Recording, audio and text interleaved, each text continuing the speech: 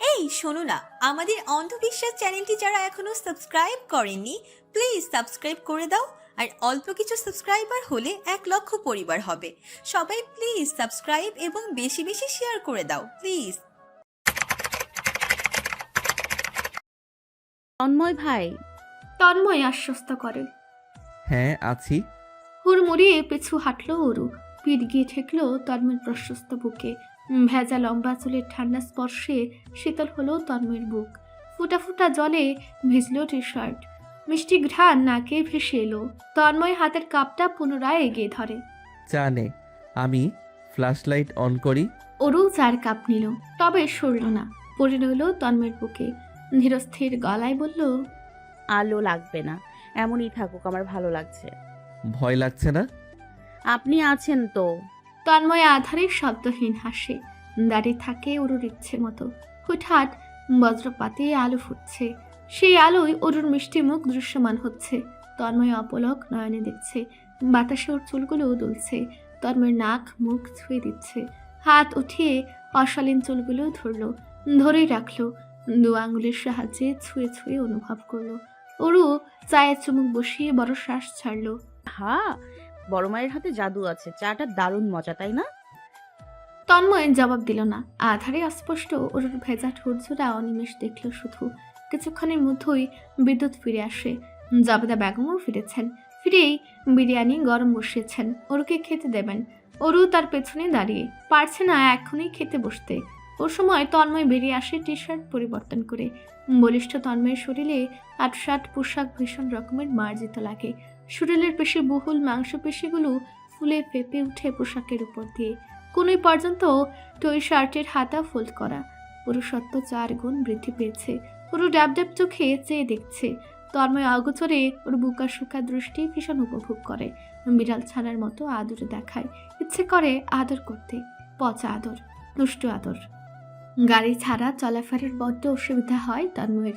একটা প্রাইভেট গাড়ি কেনা এই মুহূর্তে সম্ভব নয়, তবে বাইক কেনার মতো সামর্থ্য হয়েছে। গতকাল বন্ধুদের নিয়ে সাদা কালোর সংমিশ্রণে এই মাহা R15 V3 বাইকটা কিনেছে 4,85,000 দিয়ে।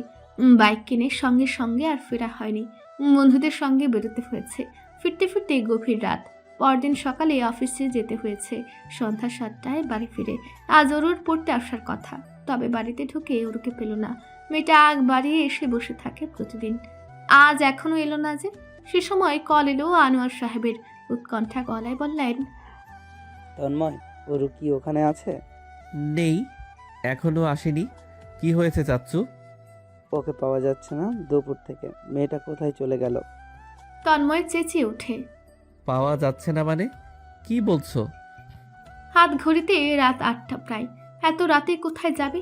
আনোয়ার সাহেব খুলে বলেন, তোমার চাচির সঙ্গে তর্ক করে বেরিয়েছিল, এখনো ফেরেনি।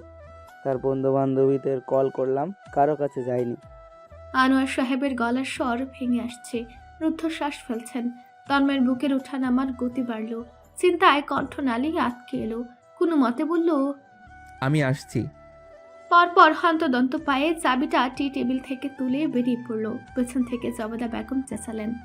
কি হয়েছে অরুর? তন্ময় হাতের ইশারায় এসে কথা বলবে বোঝালো। গ্রাউন্ড ফ্লোরে বাইক রাখা। বাইকে বসে চাবি ঢুকিয়ে একটানে বেরিয়ে পড়ল। ইতিমধ্যে আনোয়ার সাহেব, মোস্তফা সাহেব, ওহির সাহেব 3 ভাই এলাকায় ছড়িয়ে ছিটিয়ে পড়েছে। চেনা জানা সবাইও খুঁজতে নেমেছে। তন্ময় নিজের চেনা পরিচিত এলাকার পোলাপান জড়ো করে পাঠিয়ে দিল সব জায়গা জুড়ে। সে মাঝ রাস্তায় দেখা পেল মোস্তফা সাহেবের। তিনি তার ড্রাইভার সহ এদিক ওদিক খুঁজে তুলেছেন। তন্ময়কে দেখতেই এগিয়ে গেলেন। উতলা গলায় শুধালেন, কোনো খবর পেয়েছো?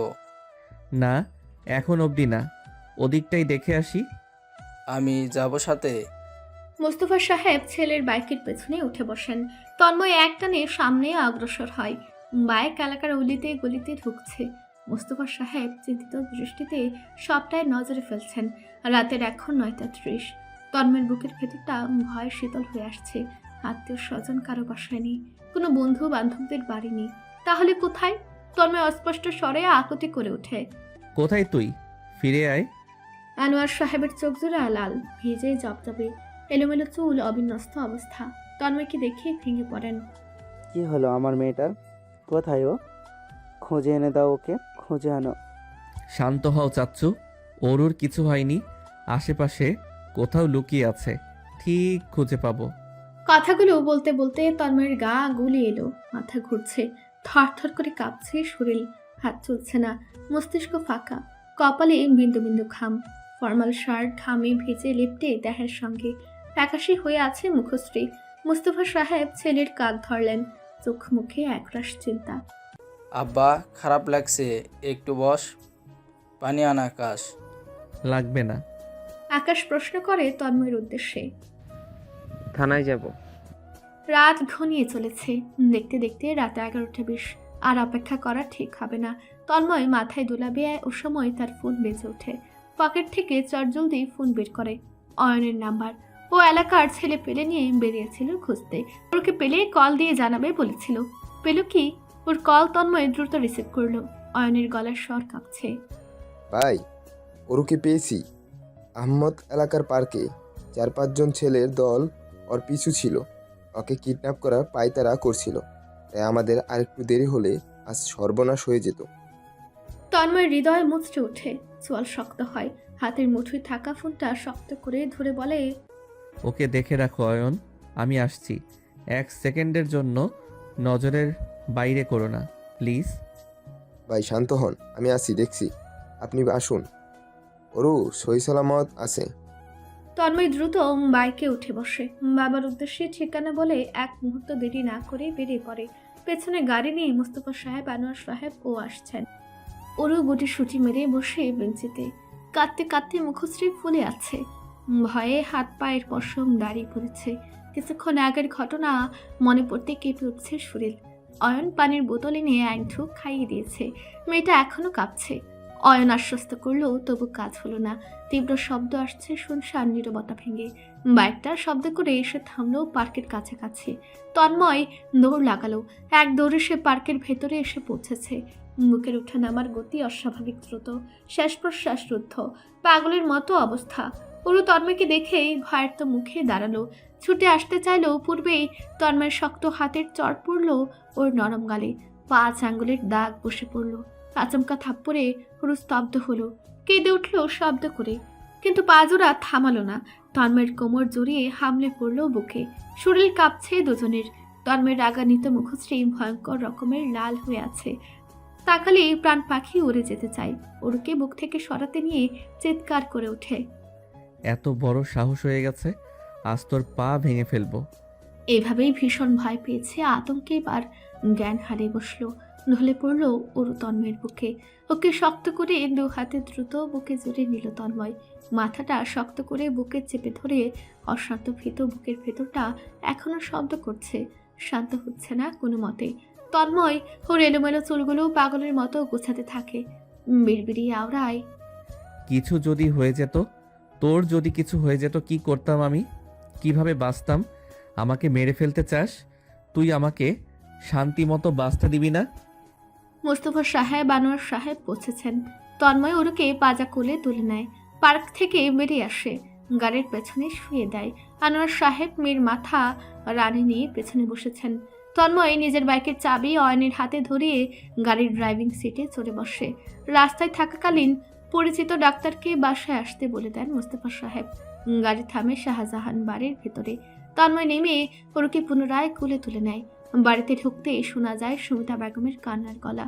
মুফতি বেগমও হাহাকার করছেন। ওদের ছাড়িয়ে তন্ময় উপরে ওঠে, সোজা ওর রুমে ঢুকে ওকে বিছানায় শুয়ে দেয়। বাম গালটা দৃশ্যমান রূপে লাল হয়ে গেছে। মুখটা ছ্যাদ করে ওঠে তন্ময়ের। রাগের মাথায় এত শক্তভাবে চড় মেরেছে সে, কম্পিত আঙ্গুল এগিয়ে দাগের জায়গায় ছুঁয়ে দেয়। নিজে ঝুঁকে সেখানে ঠোঁট ছোঁয়ায়, বেশ কয়েকবার চুমু বসায়। ধীর গলায় বারংবার বলে, sorry, really very sorry, I didn't mean it. রাগের মাথায় কিভাবে হয়ে গেল? আই এম সরি জান।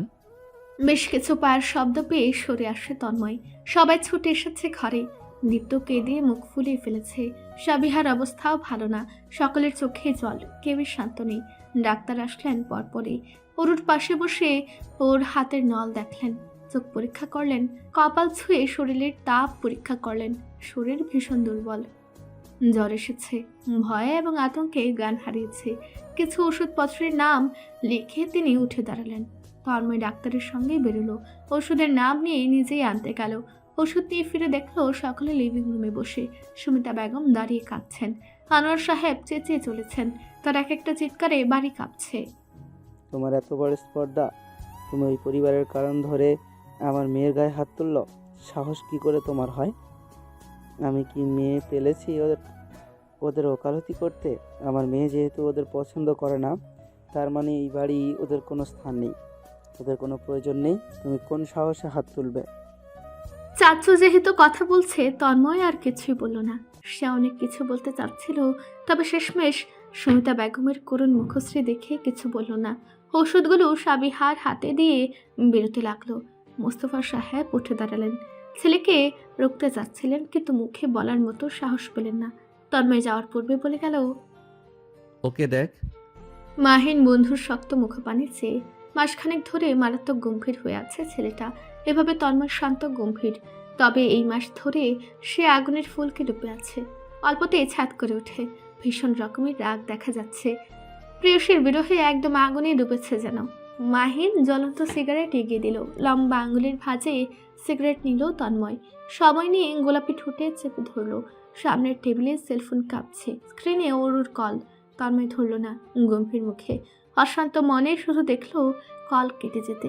কতদিন কথা হয় না, কতদিন দেখা হয় না।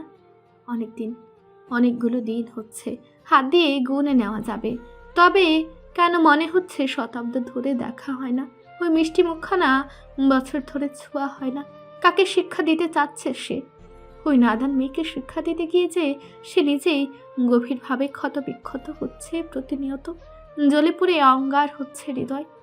এই যন্ত্রণা যে ভীষণ ব্যথিত, প্রচণ্ড যন্ত্রণাদায়ক।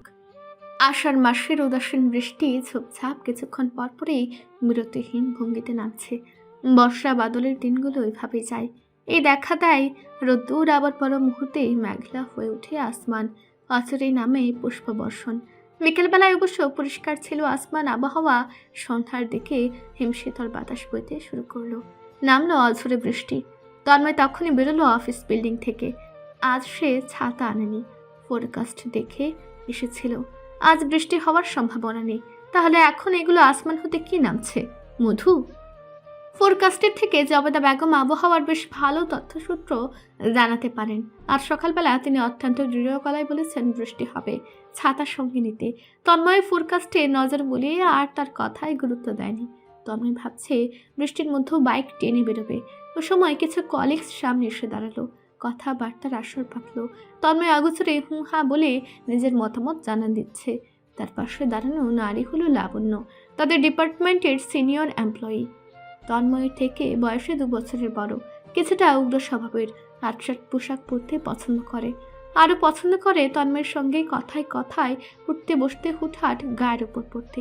এই তো এখনও অস্বস্তিজনক সিচুয়েশনে ফেলেছে তন্ময়কে। অস্বাভাবিকভাবে গায়ের সঙ্গে লিখতে দাঁড়িয়েছে। তন্ময় ভদ্রতাপূর্ণ দূরত্ব বজায় রাখতে সরে এলো। কথা বলা বলির এক সময় হঠাৎ করে নজর গেল রাস্তার উপরে। ছাতা হাতে, কামিজ পরিহিত এক ছোটখাটো মেয়ে দাঁড়িয়ে। চমকে উঠে তন্ময়, আটকে উঠে হৃদয়। মেয়েটিকে চিনতে মিনিট খানেকেরও প্রয়োজন পড়ল না তার। চটজলদি পায়ে বৃষ্টি মাথায় নিয়ে ছুটল। রাস্তা পেরিয়ে সোজাসুজি থামলো ওর সামনে। গলায় থাকা ধমকটুকু গিলে ফেলতে হলো ওই ছলছল নয়ন পানি চেয়ে। ফর্সা লাল আধা বোচা নাকের পাটা ফুলে উঠছে ক্ষণে ক্ষণে। ডান গাল বেয়ে ঝরল এক ফোঁটা নোনা জল। তন্ময় হাত বাড়ালো জলটুকু মুছতে। পূর্বেই ওরু ছাতা ফেলে হনহনিয়ে হাঁটা ধরল। অস্থির তন্ময় ধমকে সুরে ডাকে। ওরু। ওরু থামে না, হাঁটার গতি বাড়ায়। বৃষ্টির জলে ইতিমধ্যে কামিজ লেপটেছে অঙ্গ প্রত্যঙ্গে। তন্ময় বড় বড় পায়ের ধাপ ফেলে ওরুকে আটকায়। ওর সর্বশরীরে নজর বুলিয়ে ভ্রু কুচকে ফেলে। দাঁতে দাঁত চেপে রাগ সংবরণ করে শুধায়, তুই এখানে কি করিস? এক চলে হয়নি? ঠুটে ঠুট চেপে অভিমানিনী ওরু চুপ করে রয়। একটু শব্দ করতে রাজি নয়। তন্ময় ছাতা তুলে আনে। ছাতা বন্ধ করে ওর ডান হাত টেনে রাস্তা পেরিয়ে অফিস বিল্ডিং এর সামনে আসে। কলিগদের প্রশ্নের সংক্ষিপ্ত উত্তর দিয়ে পার্কিংয়ে পৌঁছায়। বাইকে চাবি পুরে উঠে বসে। ভারী গলায় বলে, ওঠ। ওর সময় নেয়, তবে উঠে বসে বাইকের পেছন ধরে। তবু তন্ময়কে ধরে না। তন্ময় লুকিং গ্লাসে একবার ওই জেদি মুখটি দেখে বাইক স্টার্ট করে। বাইকের গতি সাধারণ, বৃষ্টি এখনো একই গতিতে ঝরছে, বাতাসের তীব্রতা দারুণ তীক্ষ্ণ। এতক্ষণ ধরে চুপচাপ থাকার মেয়ে তো ওরও নয়, এখন অবধি চুপ রয়েছে মানে ভীষণ কষ্ট পেয়েছে। কষ্ট দেবার জন্যই তো তন্ময় মাসের উপর এই ফাজেল মেয়েকে এড়িয়ে চলেছে, সংযোগ বিচ্ছেদ করেছে। সেদিন রাতের ওই ভয়াবহ অনুভূতি বাধ্য করেছে তাকে এই স্টেপ নিতে, ওরকে শিক্ষা দিতে। এই শিক্ষার কথা মনে থাকলে ভবিষ্যতে এমন করার কথা দ্বিতীয়বার ভাববে না। বাইক এসে থামে শাহজাহান বাড়ির সামনে।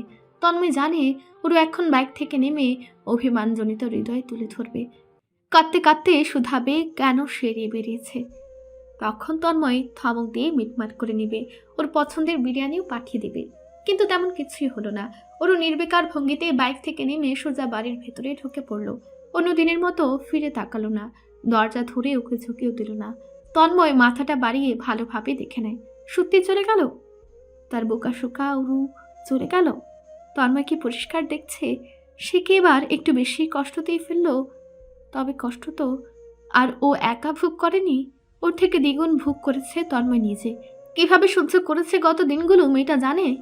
তন্ময় বেশ কিছুক্ষণ দাঁড়িয়ে রয়, অবশেষে বাইকে উঠে বসে এক টানে চলে যায়। তন্ময় চলে যেতেই দোতলার আধারে বারান্দায় লুকানো মানব ছায়া বেরিয়ে আসে। অপলক দেখে যায় ওই বাইক যাওয়ার রাস্তাটি। জাবেদা বেগম আরে আরে কয়েকবার অশান্ত ছেলের পানে তাকালেন। তন্ময় সেলফোন হাতে এদিক ওদিক হেঁটে বেড়াচ্ছে, বেশ ড্যান্স দেখাচ্ছে ছেলেটাকে।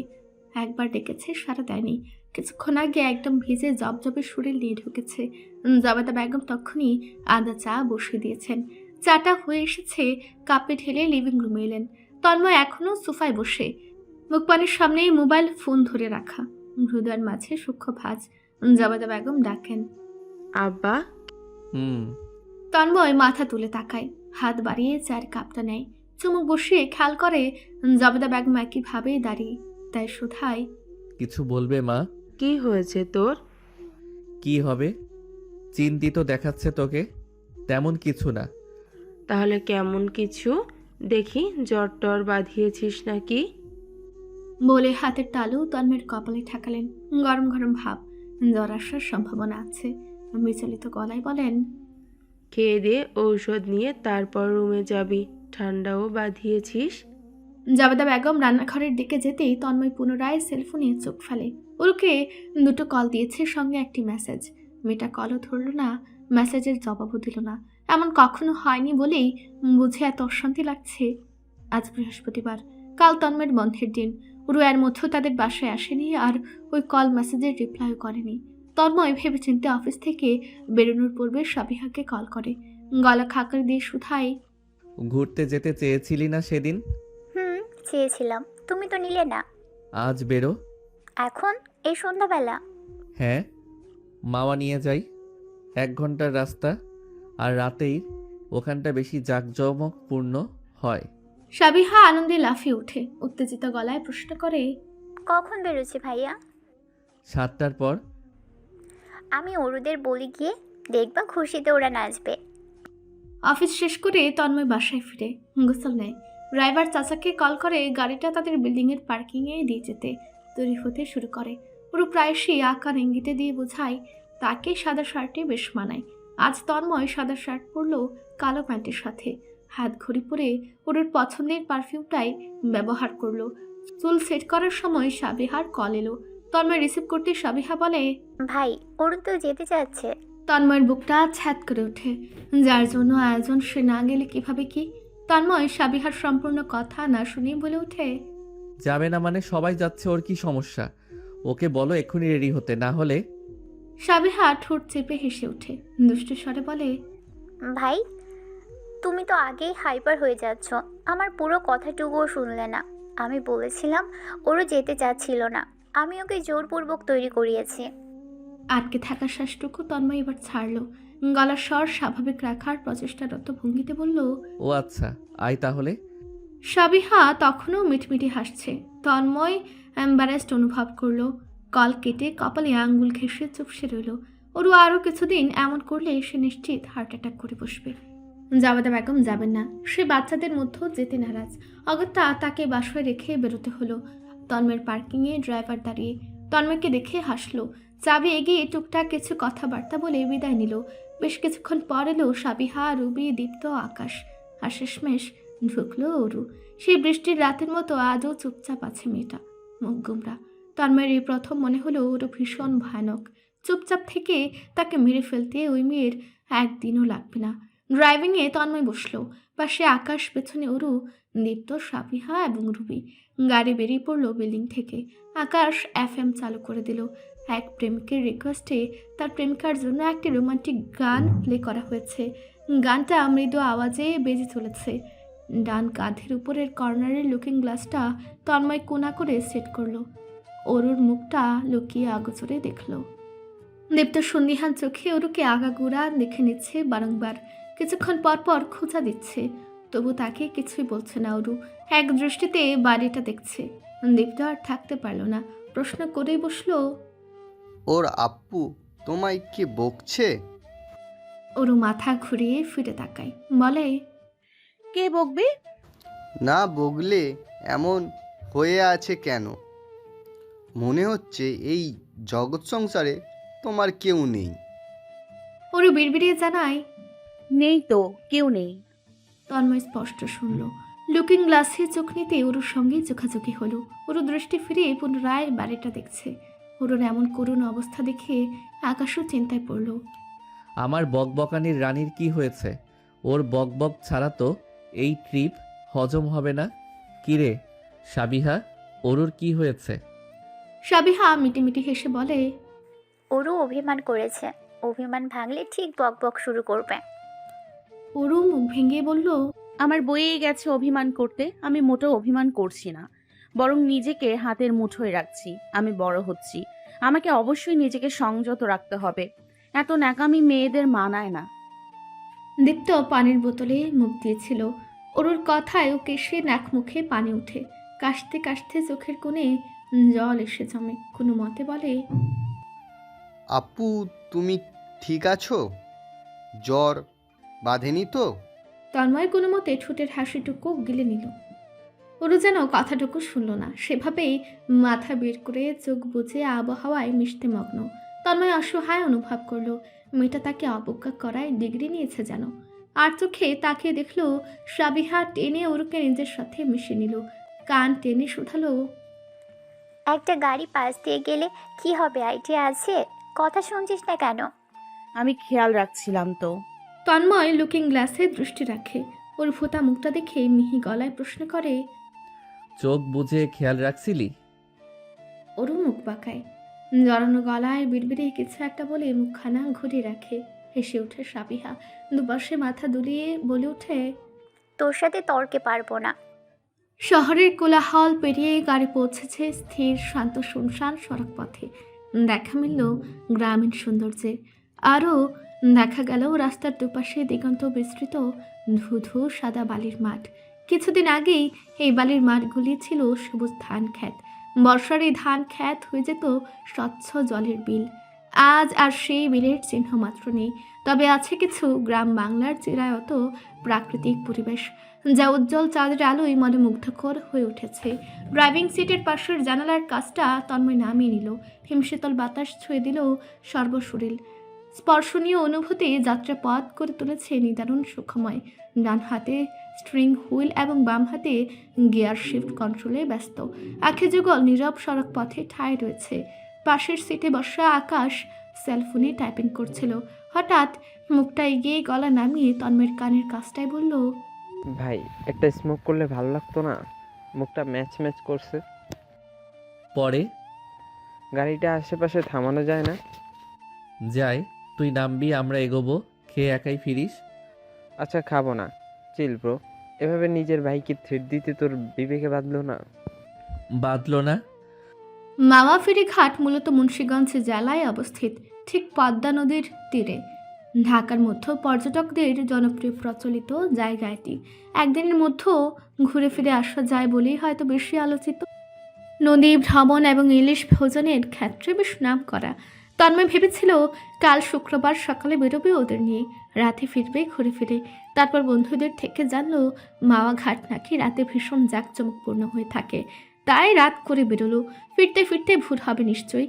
পদ্মা নদী পথ দেখে চোখ জোড়া ছানা বড়া হলো অরুর। উজ্জ্বল হলো মায়াবী মুখশ্রী, চাঁদের আবির্ভাব পড়া জলের সৌন্দর্য অপলক চোখে দেখল সে। ডাগর ডাগর হরিণ টানা চোখে একরাশ মুগ্ধতা, প্রয়সের কালো কুচকুচে আখি চোকল দেখে তন্ময়ের ক্ষীণ মনটা নিমিষে ফুরফুরে হলো। দৃষ্টি হলো দৃশ্যমান রূপে মাওয়া ফিরে ঘাটের সামনে মানুষের আনাগোনা দেখা গেল। ভিড়ের লক্ষণও কিছুটা রয়েছে। পদ্মার বুকে বোট করে অনেকে এপার ওপার পারাপার করছে, কেউ বা নদী জল ভ্রমণ করছে। উত্তর দিকে নদীর পাড় দিয়ে বড় সড়ো রাস্তা গিয়েছে, যার এক পাশে রূপালী পদ্ম আর অন্য পাশে সবুজে ঘেরা গ্রাম। চাইলে গ্রামের ভেতরটাও ঘুরে ফিরে দেখা যায়। ছায়া সুনিভিড় গাছগাছালিতে ঢাকা চমৎকার এই গ্রামখানা দেখতে ঘণ্টা খানেকেরও প্রয়োজন পড়বে না হয়তো। শহরে কোলাহল আর যান্ত্রিকতা মুক্ত এই গ্রামটি ঘোরার ইচ্ছে ওর সুশ্রী মুখখানাতে লেপটে সে আনমনে প্রশংসা করে চলেছে। ছটফটে নয়নে দেখছে সব কিছু। রাতে নদীর বুক পিঠে ওঠার ইচ্ছে সাবিহা, রবি কিংবা আকাশের নেই। দীপ্তও উল্টো ভয় পায় গভীর নদী। শুধুমাত্র ওরও ভীষণ আগ্রহী ছিল পদ্মা নদীর নৌকায় চড়ে ঘুরবে বলে। ভাই বোনদের অনীহা দেখে মন খারাপের চিহ্ন ফুটে উঠল ওর সর্বমুখ জুড়ে। তন্ময় আড়ালে ওর মুখাবয়ব দেখে আকাশের উদ্দেশ্যে বলল, তোরা হোটেলে ঢুকে খেতে শুরু কর, আমি অরুকে নৌকা চড়িয়ে আসছি। অরু আর চোখে তন্ময়ের পানে চেয়ে অভিমানী গলায় বলল, যাব না। তন্ময় অবাক হলো না এবং আর কি বলে মেয়েটাকে মানাবে তা বুঝেও পেল না। সবসময় অরু তার সঙ্গে একা থাকার সুযোগ করে বেরিয়েছে, তাকে এখনও এক পা আগাতে হয়নি। সর্বদা মেয়েটা আগ বাড়িয়ে পাশে ছিল। এই প্রথম সে এমন অবস্থার সম্মুখীন। কিভাবে কি করবে মাথায় আসছে না। তাকে উদ্ধার করতে পদার্পণ ঘটালো সাবিহা। খিদে পাওয়ার বাহানা ধরে বলল, যাবি না বললে হবে, দেখা যাবে। বাসায় ফিরে কাঁদতে বসবি, বলবি তোকে নদীতে বোট চড়তে দেইনি, আমরা বরং খেতে যাই। তুই নদী ভ্রমণ করে ভাইয়ার সাথে ফিরে আয়। কথাটুকু শেষ করে দ্রুত পায়ে সরে পড়ে বাকিদের নিয়ে। দীপ্ত অবশ্য ভয় নিয়ে যেতে চেয়েছিল তন্ময় অরুর সঙ্গে, সাবিহা যেতে দেয়নি, হাত টেনে নিজের সাথে নিয়ে নিয়েছে। অরু দাঁড়িয়ে অন্যদিকে ফিরে তন্ময় পাশে। অদূরে পদ্মা ঘাট, সেখানে নৌকা বোটের অভাব নেই। আসমানে এক অপূর্ব সুন্দর চাঁদ জ্বলে আছে, আলোকিত করে রেখেছে চারিপাশ।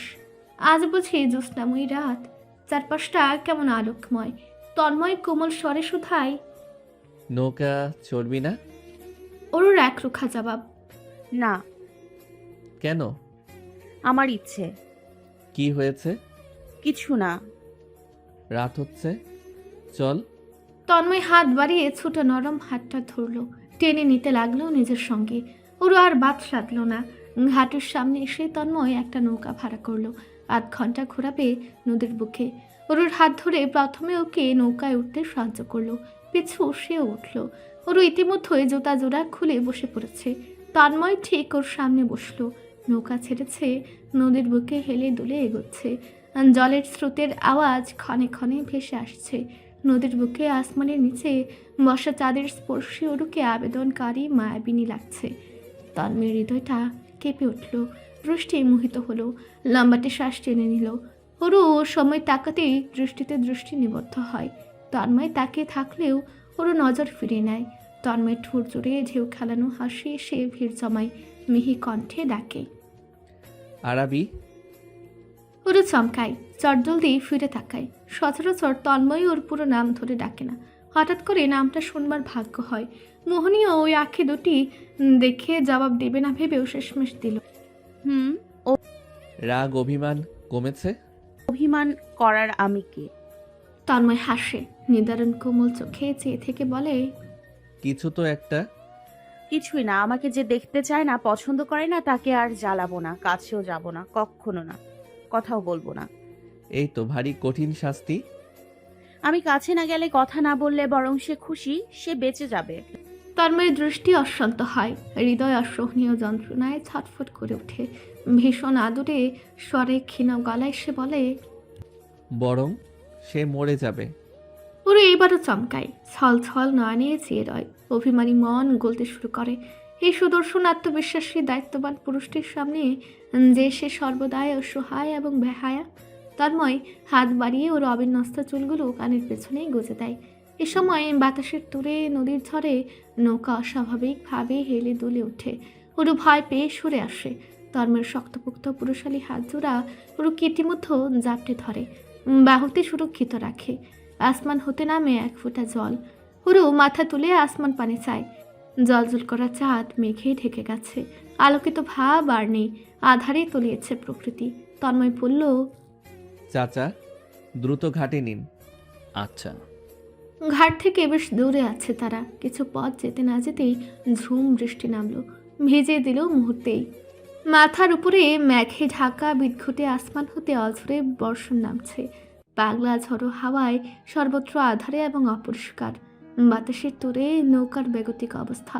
কেন্দ্রাংশ হারিয়ে প্রতিনিয়ত উল্টো দিক অগ্রসর হচ্ছে নৌকা। যে কোনো সময়ে নদীতে তলিয়ে যাওয়ার আশঙ্কা আছে। ঘাট এখনো বহুদূর। এমতাবস্থায় মাঝি নিজের সর্বোচ্চ দিয়ে নৌকা পাশেই কোথাও ভিড়ানোর প্রচেষ্টা করছে। বাম দিকে বাঁশবন বাগান, বাঁশবন পেরোলে মেন রোড। তন্ময় ব্যস্ত গলায় বলল, চাচা বাম দিক নেওয়ার চেষ্টা করুন। তন্ময়ের সেলফোন বেজে চলেছে লাগাতার। ইতিমধ্যে ফোন ভিজে পকেটে পড়ে আছে। ওরুকে এক হাতে ধরে অন্য হাতে ফোন বের করলো। সাবিহা, আকাশ, রুবি সবার কল। তন্ময় কল রিসিভ করে, তবে কথা শোনা যাচ্ছে না। Network problem. কোনো রকম জানলো তারা ঠিক আছে। কল কেটে তাকালো শান্তশিষ্ট চুপচাপ বসে থাকা ওরুর পানে। বৃষ্টির ধারা পড়ছে ওর সর্বশরীরে। রেশমি কালো ঘন চুলগুলো কাঁধ পিঠে পড়ে আছে। চুল থেকে ঝরছে সীমাহীন জল। সে জল বেয়ে চলেছে টানা হরিণী চোখের পাপড়িতে। পাপড়ি থেকে নাক, গাল, গোলাপি ঠোঁট এবং অবশেষে গলা বেয়ে দু কাঁধের মধ্যস্থান ধরে জামার ভেতরে চলে গেল। তন্ময় এক দৃষ্টিতে ওই আবেদনময়ী সৌন্দর্য সৃষ্টি দেখল। চোখ ফিরিয়ে গলার স্বর নরম করে শুধালো, ভয় লাগছে? অরু পিটপিট নয়নে অদূরের জঙ্গলটা দেখে নিল, ঢুক গেল। দুঠোঁটের ভাঁজে বৃষ্টির জল নিয়ে বলল, লাগছে না। আবহাওয়া খারাপের দিকে, ঝড়ের মাত্রা বাড়ছে বলে তন্ময় দেখলো নৌকা বাঁশবনের দিকেই চলে এসেছে। উঠে দাঁড়ালো অরুর হাত ধরে। পেছন থেকে হাত ধরে ওকে আগে নৌকা থেকে নামালো, তারপর নিজে নামলো। টাকা নৌকা ভাড়া নেওয়ার সময় দিয়েছিল। মাঝিকে বিদায় জানিয়ে ওরুকে নিয়ে জঙ্গলের ভেতরে ধরে হাঁটা ধরলো। বড় বড় বৃষ্টির ফোঁটা এত গাছপালা ভেদ করে তাদের শরীরে আগের মতো ছুটে পারছে না, তবে ঠান্ডা বোধ বেশি করছে। বাতাসের গতিপথও বেশি। শরীরের পশমগুলো শীতল অনুভূতিতে দাঁড়িয়ে পড়েছে। ওরুকে দৃশ্যমান রূপে কাঁপতে দেখে তন্ময় দাঁড়িয়ে পড়ল। ওকে আগাগোড়া দেখে বলল, ওড়নাটা জড়িয়ে নে। ওরও কথা শুনল। গলা থেকে ওড়না সরিয়ে মেলে নিজের সর্বশরীরে জড়িয়ে নিল। ফ্যালফ্যাল চোখে চারিপাশ দেখে মন্তব্য করলো, খুব নির্জন আশপাশ, কেমন গা ছমছম একটা ব্যাপার। রাত 10টার দিক, এই ঝড় বৃষ্টির মধ্যে এমন বাঁশবন নির্জন লাগবে না তো কি কোলাহলময় হবে? ওরও ঠোঁট বাঁকালো। আমি তো জাস্ট কমেন্ট করলাম।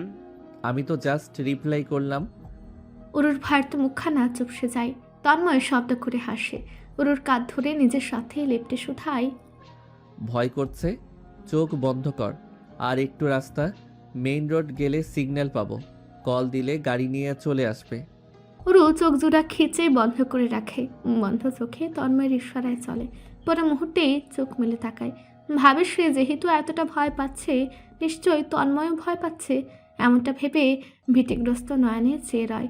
তন্ময় ভ্রু উঁচু করে তাকালে বলে, আমি চোখ বন্ধ করে থাকলে আপনি ভয় পাবেন? আমি ভয় পাবো? হুম। কেন ভয় পাবো? আমি যে কারণে ভয় পাচ্ছি। তুই কি কারণে ভয় পাচ্ছিস?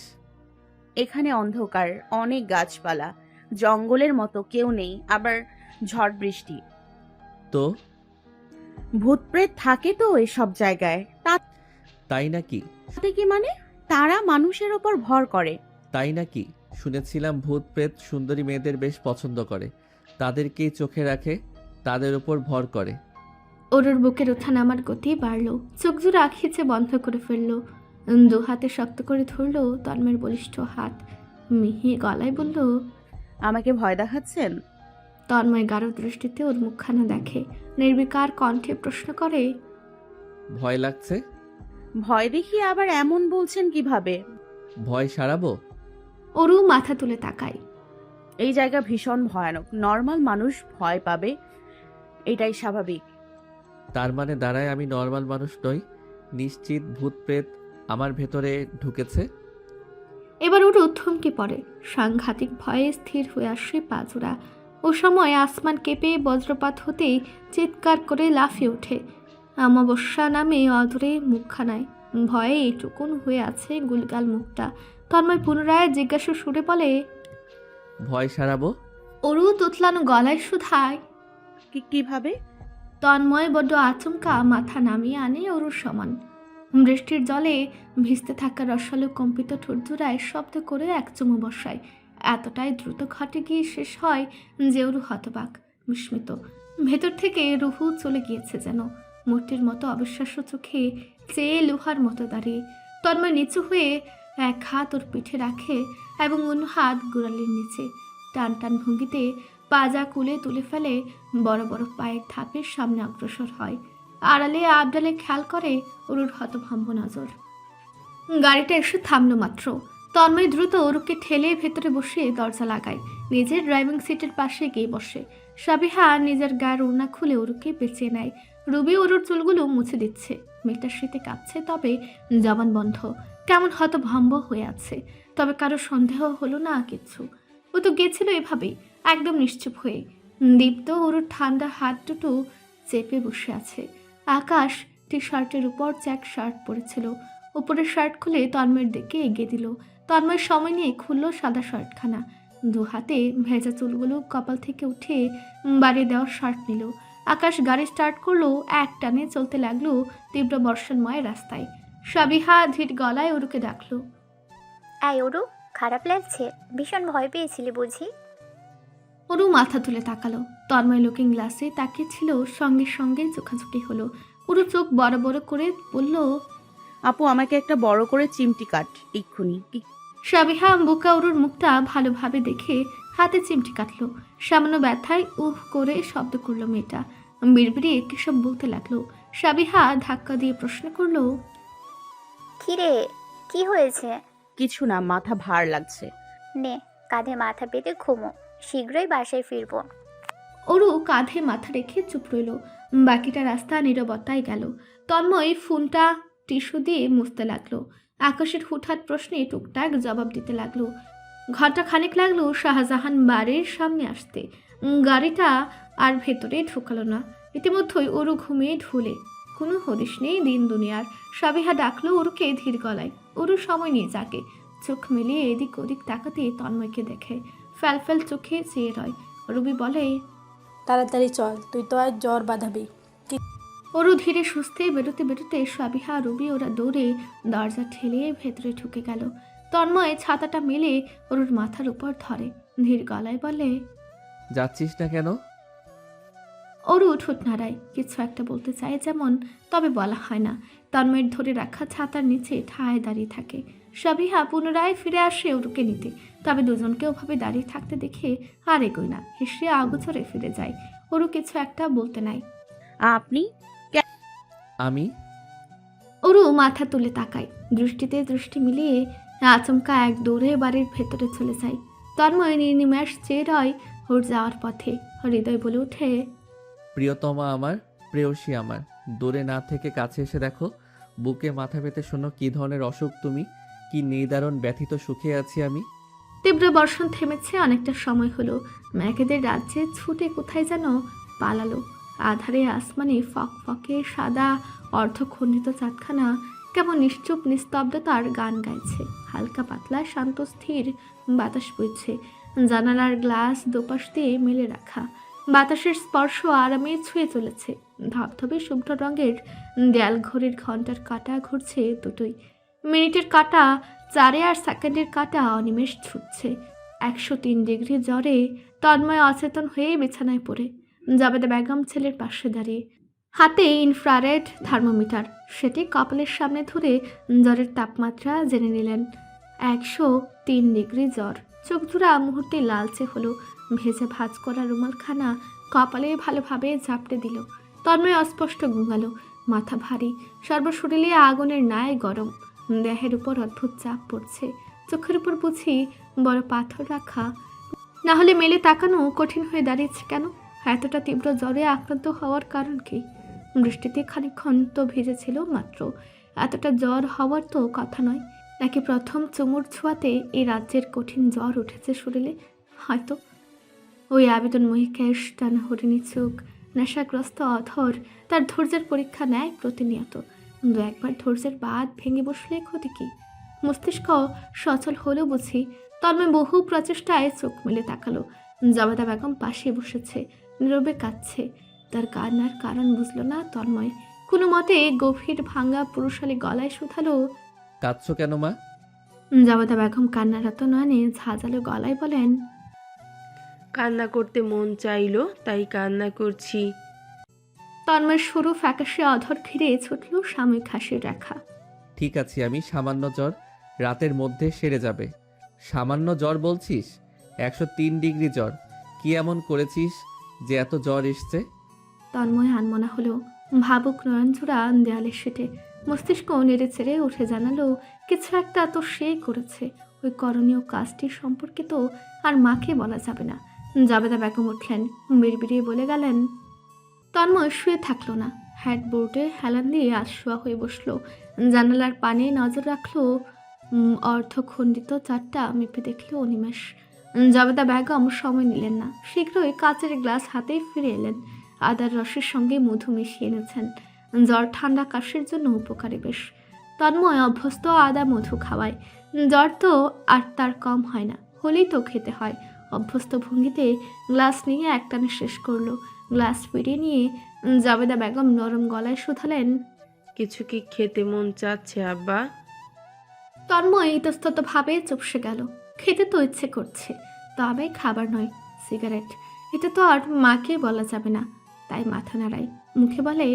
তন্ময় অগত্যা সই, চোখ বুজে নেয়। জবেদা বেগম ঘরের বাতি নেভান, পাতলা কম্বলটা আরেকটু গভীরভাবে ছেলে শরীরে মেলে দেন। দরজাটা ভিড়িয়ে লিভিং রুমে বসেন। সূর্যের রোশনি ভিড় জমিয়েছে বিছানার মাথায়, ঠিক তন্ময়ের মুখশ্রীর উপর। হৃদয়ের মধ্যেখানে ভাঁজ পড়েছে কিছু। ঘুমের ঘুরে বড় অসন্তোষে পুরুষালী ডান হাতের কবজি বিরক্ত ভঙ্গিতে চোখের উপর রাখলো। দরজা খোলার সামান্য আওয়াজ এলো। জানালার গ্লাস লাগিয়ে পর্দা আটকে দেওয়া হলো। মুহূর্তেই আলোকিত রুমটি আধারে আলোয় ডিম হয়ে এলো। ঘুমন্ত তন্ময়ের হৃদয়ের ভাঁজ মিয়ে গেল, সাথে ঘুমো। নুপুরের রিনঝিন শব্দ ধ্বনির স্রোত বইছে, কানে গানের ন্যায় বাজছে। নাকে ভেসে আসছে চেনা পরিচিত মেলি সুঘ্রাণ। তন্ময়ের ইচ্ছে করলেও চোখ মেলেছে মায়াবী মুখটা সাত সকালে দেখতে। তবে ইচ্ছেদের সবসময় পূর্ণতা পেতে নেই।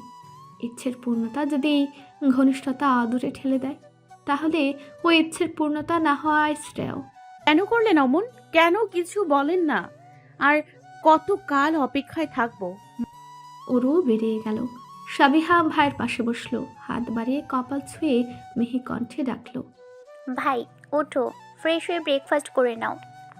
তন্ময় হাত সরিয়ে চোখ মেলে তাকায়। বসে যাওয়া গলার স্বরে শুধায়, কখন এলি?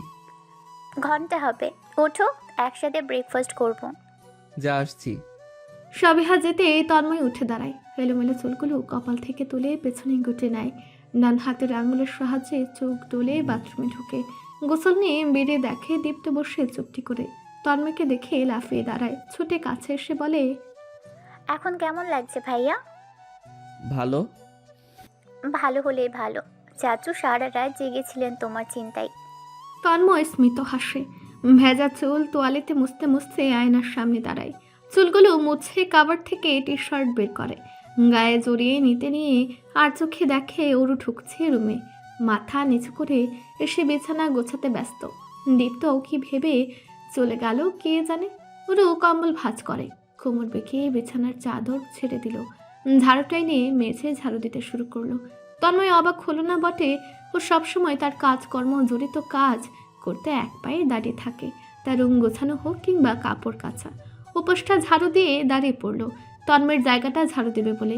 তবে তন্ময় সরছে না, দাঁড়িয়ে চুল সেট করছে। আগোচরে আয়নায় ওরুকে দেখছে। দৃষ্টিতে দৃষ্টি মিললে মেয়েটা চোরের মতো দৃষ্টি লুকিয়ে ফেলছে। চুমটা বেশ কাবু করেছে ওকে ভেবেই তন্ময় তাকালো ওই অথর পানে। ওরু নিচের অথরে দাঁত চেপে। তন্ময় দৃষ্টি ঘুরে নিল, দুয়ারের দিকে পা বাড়ালো। ওরুর পাশ দিয়ে যেতে নিয়ে থামলো। ওরু সঙ্গে সঙ্গে মাথা তুলে তাকায়। তন্ময় থেমে থেমে বলে, রোগী দেখতে এসছিস নাকি প্রেমিক? এত সাজগোজ করার মানে কি? আতঙ্কে ওরুর চোখ চূড়াম বড় হয়। হতভম্ব ভঙ্গিতে মুখ খুলে বেশ সময় নিয়ে বলে, কি? একটু মাত্র কাজল দিয়েছি, এখানে গোছ গাছের কি দেখলেন তন্ময় ভাই? অনেক কিছু। ওরও আরো কিছু বলতে চায়, পূর্বেই তন্ময় পা বাড়িয়ে বেরিয়ে আসে। ওর ধ্যান জ্ঞান ওই রাতের দৃশ্য থেকে সরাতে আর থেকে ভালো ব্যাপার হয় না। ঠিক ওর ধ্যান সরেছে। ঝাড়ু দিতে দিতে আর মনে বকবক করতে থাকলো। কোথায় সাজগোজ করলাম তন্ময় ভাই? দেখি সাজগোজে ABCD ও জানে না। সামনে ঈদুল আজহা। কুরবানির ঈদে শাহজাহান সাহেবেরা গরু আনেন 3টা। 3 ভাইয়ের 3টা একসাথে আনেন ঠিক ঈদের 7 দিন পূর্বে। আজ বাদে আর 9 দিন বাকি ঈদের। মুস্তফা সাহেব চিন্তায় পড়লেন, ছেলে ছাড়া কুরবানি কিভাবে হবে? কুরবানিতে গরু আনা থেকে ধরে কাটা পর্যন্ত তার ছেলেই দেখাশোনা করে। তার উপর স্ত্রী নারাজ। রোজার ঈদ গেল তার মাটি হয়ে। এবার কি কুরবানির ঈদও তেমন হবে? সম্পূর্ণ পরিবার ছাড়া কি ঈদের আনন্দ আছে? বড় ভাইকে চিন্তিত দেখে আনোয়ার সাহেব প্রশ্ন করলেন, কি ভাবছেন ভাই? কিছু না। ভাই হাটে যাব যেদিন আগেই তন্ময়কে বলে রাখবো। ও যাবে। কি বলেন ভাই? যাবে না আবার? ও জানে না আপনি কেমন। ও না গেলে যে আপনার ভাত হজম হবে না ঠিক জানে। দেখবেন চলে এসেছে সময় মতো। মোস্তফা সাহেব দীর্ঘ নিঃশ্বাস ফেলেন। সরু চোখে ছোট ভাইকে আগাগোড়া দেখে নিলেন। হনহনি বেড়ে গেলেন। সূর্যাস্ত হলো মাত্র। অফিস থেকে বেরোনোর ঘণ্টাখানিক পূর্বে কল করলো মাহিন। ধানমন্ডির ল্যাকের পাড়ে আছে সবগুলো, ওখানে চলে আসতে তাকে। অফিস শেষ করে তন্ময় বন্ধুদের উদ্দেশ্যে বেরোলো। বাইকের গতি মাঝামাঝিতে। আবহাওয়া আজ শান্ত, বৃষ্টি হবার সম্ভাবনা ক্ষীণ। পৌঁছাতে সময় লাগলো না। বাইক থেমেছে চেনা পরিচিত জায়গায়। অদূরে এদিক ওদিক ছিটকে বসে তার বন্ধু বান্ধব, ভার্সিটির ক্লাসমেট কিছু উপস্থিত। তাকে দেখেই হইচই পড়ে গেল। তন্ময় তাদের কাছাকাছি আসতেই মাহিন একটা সিগারেট হাতে ধরে দিল। পাশে বসতেই মাহিন বলে উঠে, দোস্ত রনিতা কি বলে দেখ, still she's crushed on you. Tanmoy মাথা তুলে তাকায়। রনিতা তার দিকে চেয়ে ভদ্রতা সূচক মাথা নাড়ায়। সে দৃষ্টি সরিয়ে সিগারেট ধরায়। কথায় কথায় আড্ডাবাজিতে সময় গিয়ে ঠেকে 11টা 9। তন্ময় হাত ঘুরে দেখে উঠে দাঁড়ায়। বন্ধুদের বিদায় জানিয়ে বাইকে চড়ে বেরিয়ে পড়ে। মাত্রই লিভিং রুমে এসে বসেছে তন্ময়, জবেদা বেগম ছুটে এলেন। ছেলের হাতে ঠান্ডা পানির গ্লাস ধরিয়ে শুধালেন, গরু আনতে যাবি না? যাব। কখন? যখন সময় হবে। বাবার মতো তেরা কথা শুধু। মুখ বেঁকিয়ে চলে গেলেন তিনি। তন্ময় সেলফোন তুলে স্ক্রিনে নজর বুলালো। ওরও মেসেজ পাঠিয়েছে ওর সাজগোজ করা একটি ছবি দিয়ে।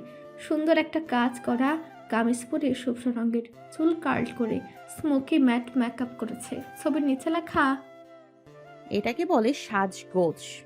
তন্ময়ের হাসি পেল এবং সে হাসলো। ছবিটি সেভ করে হোম স্ক্রিনে সেট করলো।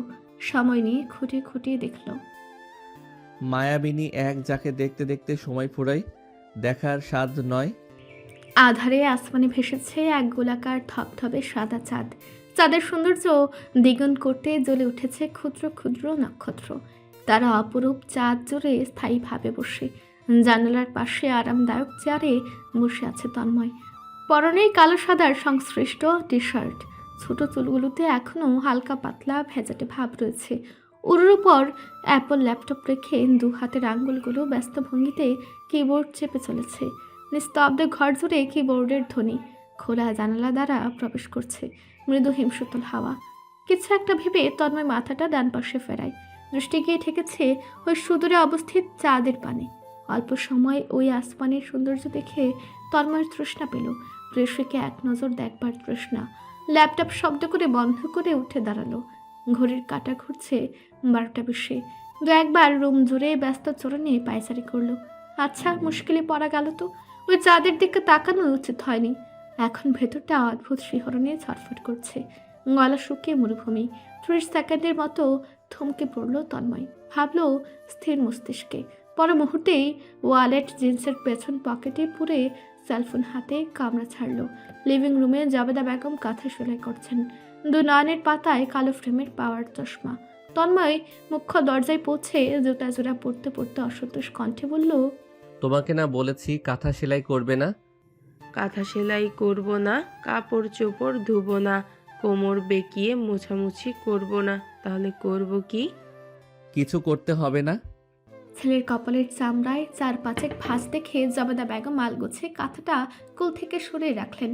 বোঝালেন আপাতত কাঁথাটা সেলাই করবেন না, চোখের সমস্যাজনিত কারণে মাথায় প্রায়শই যন্ত্রণা হয়, এর জন্য তো ছেলেটা ওভাবে রাগে। চশমা খুলে শোধালেন, তুই কি বেরুচ্ছিস হ্যাঁ। এই এত রাতে? যাবো আর আসবো।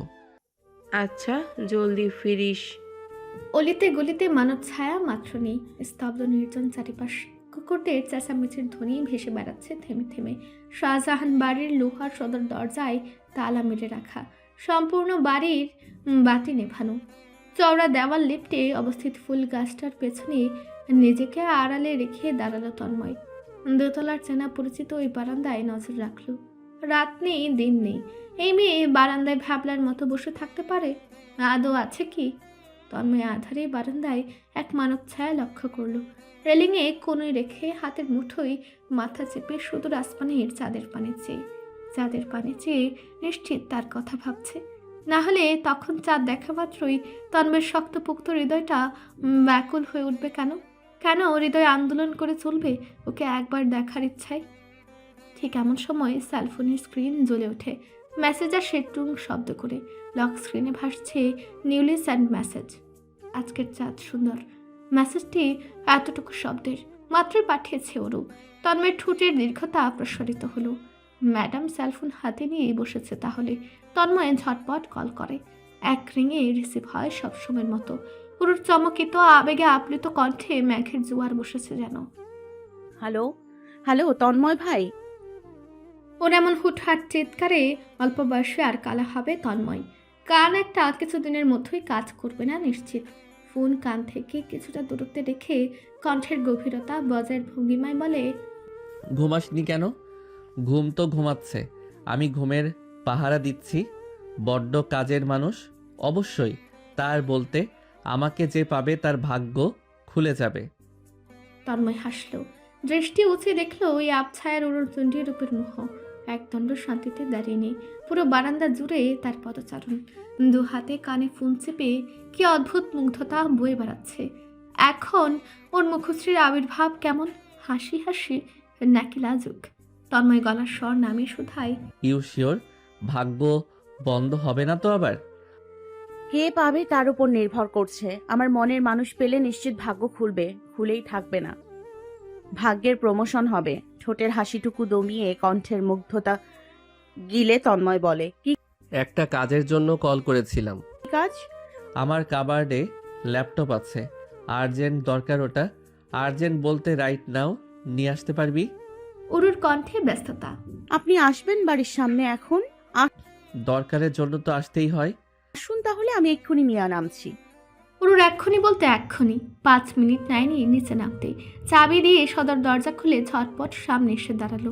চাঁদের আলোয় মুখটা স্পষ্ট, কপালে বিন্দু বিন্দু ঘাম জমেছে। ঘন ঘন নিঃশ্বাস ফেলছে। বুকের দ্রুততম ওঠানামার গতি তার চোখের সামনে। নজর সরাতেই ওরুর রুদ্ধ স্বরে শুধালো, এত তাড়াতাড়ি কিভাবে চলে এলেন? পায়ে হেঁটে। এজন্য এত ফার্স্ট? এই যে নিন ল্যাপটপ। তন্ময় নিল। হাত ঘড়ি দেখে চলে যাওয়ার ভঙ্গিতে বলল, আচ্ছা যা তাহলে ভেতরে। ওরও শ্বাস প্রশ্বাসের অস্বস্তিজনিত অস্থিরতা দেখে শুধালো, চলে যাবেন না? তো দাঁড়িয়ে থাকবো? মানে বলছিলাম। অরুল চুপসে রয়। অসহায় মুখটুকু লুকাতে থুতনি বুকে ঠেকে দাঁড়িয়ে থাকে। তন্ময়ের মায়া হয়, হৃদয়ে অনুভূতির জোয়ার নামে। নরম গলায় প্রশ্ন করে, কিছু বলবি? বলবো, বলতে চাই। শুনছি। বলছিলাম ওই যে সেদিন ওভাবে করলেন যে, ওটা কেন করলেন? কি করেছিলাম? ওরও মাথা তুলে দৃষ্টিতে দৃষ্টি মিলতেই লজ্জিত হয়। ঠোঁটে ঠোঁট চেপে বাকিটুকু আর বলতে পারে না। গলাটা কেউ যেন চেপে ধরেছে। তন্ময় আগুচরে হাসে, মুখে বলে, ভেতরে যা। যাব না। আপনি জবাব দিচ্ছেন না কেন? ও কিসের কথা বলছিস? আমি তো বুঝতে পারছি না। ওরও বিড়বিড়িয়ে ওঠে। ওসব করে এখন বুঝতে পারছে না। তন্ময় অন্য পাশে তাকিয়ে না শোনার ভঙ্গিতে শুধায়, কিছু বলছিস? না তো। ভেতরে যাচ্ছিস না যে? একটা কাজ বাকি। তন্ময় আগ্রহী চোখে ফিরে তাকাতে নাই পূর্বেই আচমকিত নরম তুলতুলে ঠোঁটের বর্ষার নামে তার পা গালে। শুধু একবার নয়, দুবার, এবং ভীষণ দ্রুত গতিতে। মধু খেয়ে আর মেয়েটা দাঁড়ায় না, ছুটে ভেতরে ঢুকে পড়ে। থেমে সদর দরজা লাগানোর সাহসটুকু নেই যেন ওর। তন্ময় স্তব্ধীভূত, পাথরের ন্যায় কিছুক্ষণ দাঁড়িয়ে থাকে। অন্তরাত্মা যেন কেউ ছিনিয়ে নিয়েছে। আত্মা ফেরত আসতে সময় নিল বড়। তন্ময় মিটিমিটি হেসে গালে হাত ছুঁয়ে দেয়। এক দুষ্টু খিদে যে তারও পেয়েছে সেটি হৃদয়ে চেপে নেয়। শেষবারের মতো সদর দরজার পানে তাকাতেই রুহু বেরিয়ে আসার সূত্রপাত ঘটে। মুস্তফা সাহেব এসে দাঁড়িয়েছেন গম্ভীর মুখশ্রী নিয়ে। ঠিক কতটুকু কি দেখেছে তন্ময় বুঝতে পারছে না। পিতা পুত্র নিশ্চুপ, সমান্তালে ধীর পায়ে গলিতে হাঁটছেন। কথা শুরু করলেন মুস্তফা সাহেব। কি প্রতিশ্রুতি দিয়েছিলে, আদৌ তা মানছ?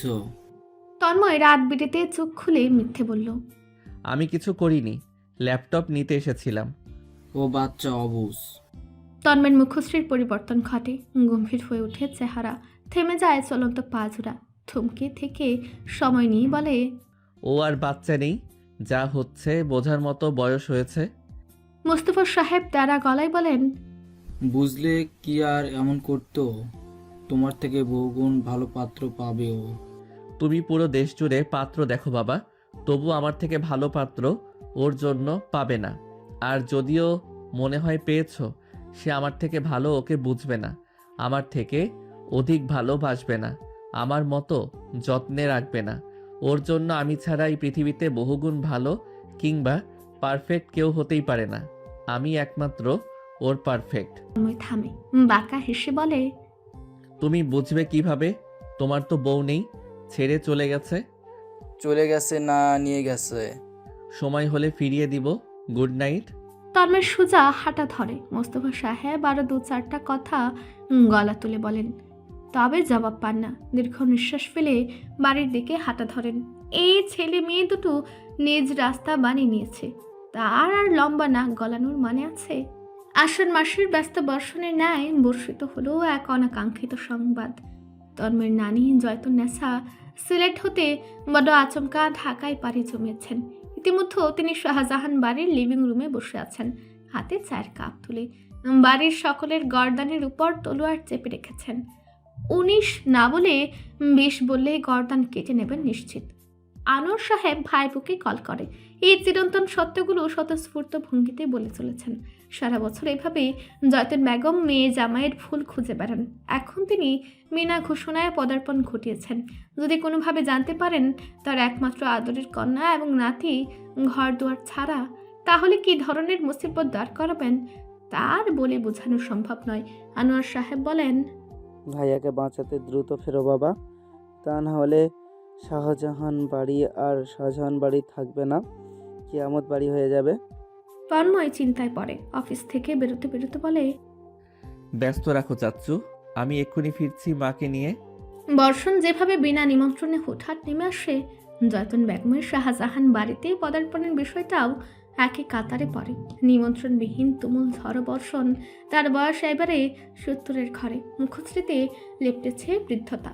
তারুণ্যের ছাপ না থাকলেও জোশ রয়েছে। কালো মনির নয়নযুগল এখন আর পরিষ্কার দেখতে পায় না, পাওয়ার চশমার প্রয়োজন পড়ে।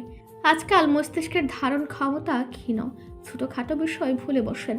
তাই গলায় মুঠোফোনের থলি ঝুলিয়ে রাখেন। ফোনটা বড় কাজের কিনা যখন তখন দরকারের। এই যে আপাতত নাকের উপর সাদা কালো ফ্রেমের চশমা ঝুলিয়ে মুঠোফোন থলি হতে বের করেন। বাংলায় সেভ করা তার নাতির নাম্বারটি খুঁজতে খুঁজতে সুধান, যবু দূরে কোথাও গেল কি? ও তো বাসাতেই থাকে, ঘন্টা হইল এখনো ফিরতেছে না। মুস্তাফা কই? ও জানে কিছু? একটা কল দাও। নাতির নাম্বারটি খুঁজে পেলেন, পেতেই কল দিলেন জয়তুন বেগম। রিং হচ্ছে, তবে রিসিভ হয়নি। অফিসের কাজে ব্যস্ত ভেবে আর দ্বিতীয়বার কল করলেন না। মুঠোফোন থলিতে রেখে সামনে কাচের টেবিলে কেটে টুকরো করে রাখা ফলের প্লেট হাতে তুলে নিলেন। কাঁটা চামচে ফলের টুকরো তুলে ধীরে সুস্থে মুখে প্রবেশ করালেন।